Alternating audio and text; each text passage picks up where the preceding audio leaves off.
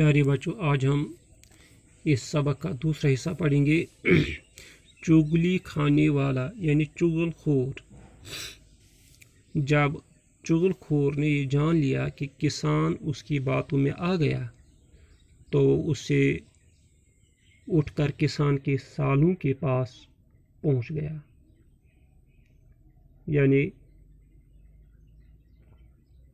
वो एक दूसरे गांव में रहते थे, यानी उनके साले जो थे वो दूसरे गांव में रहते थे। यानी उसकी बीवी के जो भाई थे ना, वो चुगलखोर उनके पास चले गए।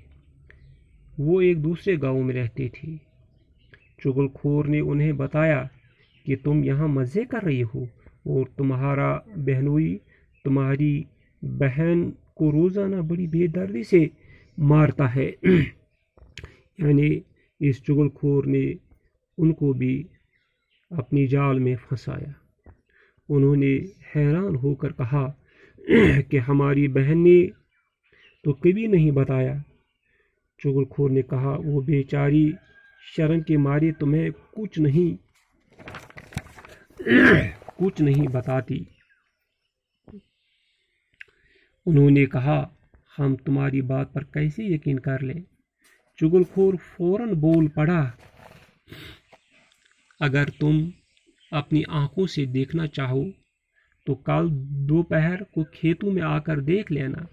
यानी अगर आप अपनी आंखों से इस बात को देखना चाहते हो तो कल दोपहर को खेतों में आकर देख लेना कि तुम्हारा जो बहनोई है वो किस तरह बुरी तरह से आपकी तुम्हारी बहन को वो पीटता है।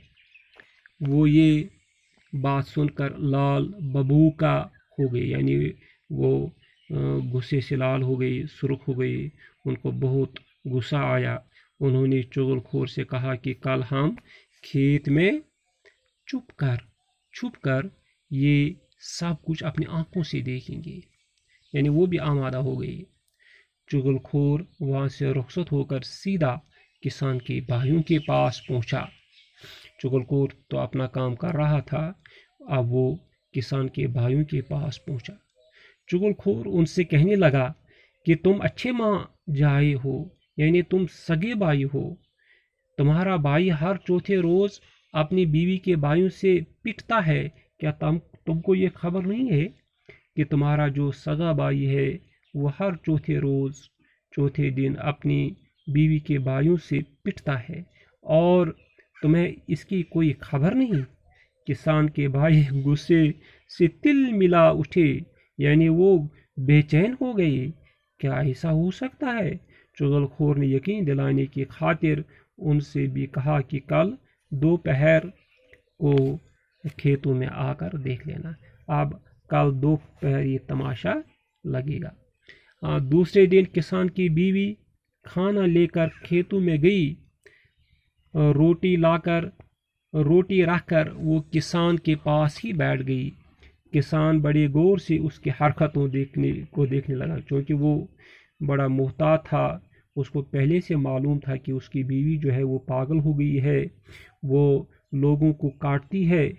अब वो गौर से उसकी हरकतों को देखने लगा। वो पहले से तैयार था। बीवी ने रोटी करीब करने के बहाने किसान के और नज़दीक होने की कोशिश की।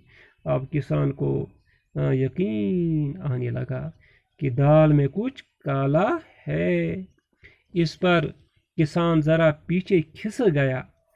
अब बीवी को यकीन हो गया कि दाल में कुछ काला है, कि यानी वो ये वाकई मरीज है, कोढ़ का मरीज है, इसको कोढ़ लग गया है, यानी कोढ़ी है। किसान ने रोटी लेने के लिए हाथ आगे बढ़ाया तो उसने झपट कर किसान की कलाई पकड़ ली। उसकी कलाई पकड़ ली। किसान उछल कर पीछे हट गया। अब उसे यकीन हो गया कि उसकी बीवी पागल हो गई है। बीवी एक बार फिर आगे बढ़ी और जुबान निकालकर किसान को चाटने की कोशिश करने लगी। किसान ने आव देखा न ताव। किसान अब परेशान हो गया। اب اس نے بغیر سوچے سمجھے بیوی کو پیٹنا شروع کر دیا۔ کسان کے سالے قریبی کھیت میں چھپے ہوئے تھے، یعنی اس عورت کے جو بھائی تھے، کسان کی بیوی جو تھی، اس کے جو بھائی تھے وہ قریبی کھیت میں چھپے ہوئے تھے، وہ بھی تیار تھے۔ یہ دیکھ کر باہر نکل آئے اور کسان پر ٹوٹ پڑے۔ ایک دوسرے کھیت میں چھپے ہوئے کسان کے بھائی بھی میدان میں اتر پڑے۔ سب نے ایک دوسرے کو اتنا مارا کہ خون میں نہا گئے، یعنی چغل خور کامیاب ہوا۔ آخر ادھر ادھر کے لوگوں نے آ کر انہیں ایک دوسرے سے الگ کیا۔ جب ان کا غصہ قدرے کم ہوا، یعنی تھوڑا سا کم ہوا، تو لوگوں نے لڑنے کی وجہ دریافت کی، یعنی کیوں آپ لڑ رہے ہیں، کیا وجہ ہے؟ سب نے اپنی اپنی بات آگے رکھی، بتائی۔ معلوم ہوا کہ یہ سب چغل خور کی کارستانی ہے، یعنی یہ اسی کی چالاکی ہے۔ وہ سب اس کی تلاش میں نکلے۔ سب اس وقت تک چغل خور وہ گاؤں چھوڑ کر کہیں دور جا چکا تھا۔ سچ کہا ہے کسی نے کہ چغل خوری ایک نہایت برا کام ہے، یعنی اس کہانی سے ہمیں یہی معلوم ہوتا ہے کہ چغل خوری جو ہے ایک نہایت برا کام ہے۔ چغل خور کو اللہ سخت سزا دیتا ہے اور قیامت کے روز وہ ذلیل و رسوا ہوگا۔